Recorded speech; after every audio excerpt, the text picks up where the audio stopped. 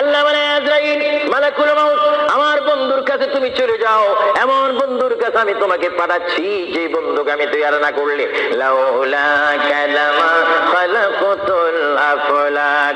আজরাইল, তোমার জানা উচিত যেই বন্ধুকে আমি সৃষ্টি না করলে তুমি আজরাইলকে, জিবরাইলকে, মিকাইলকে, ইসরাফিলকে, আসমানি ফেরেশতা, জমিনি ফেরেশতাদেরকে আটকানা ব্যস্ত সাতখানা দুজক আমি সৃষ্টি করতাম না, সামা তৈরি করতাম না, আসমান তৈরি করতাম না, আরদ জমিন তৈরি করতাম না, ফুলসুরাত বানাইতাম না যে নবীকে আমি সৃষ্টি না করলে। এমন একজন নবীর কাছে আমি তোমাকে পাঠাচ্ছি, তুমি সুন্দর করে আদর সহকারে আমার বন্ধুর কাছে চলে যাও এবং যাওয়া মাত্র তুমি তোমার সালাম আমার বন্ধুর কাছে রাখবে এবং আমি আল্লাহর সালাম তো পৌঁছাই দিলে। জোরে বলেন সুবহানাল্লাহ, বলেন আল্লাহু আকবার। নবীকে সালাম দিচ্ছেন কে?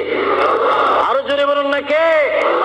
আল্লাহ যদি দিতে পারেন বন্ধুর সালাম বন্ধুকে, আমরা সেই নবীকে সালাম দিতে চাই কি চাই না?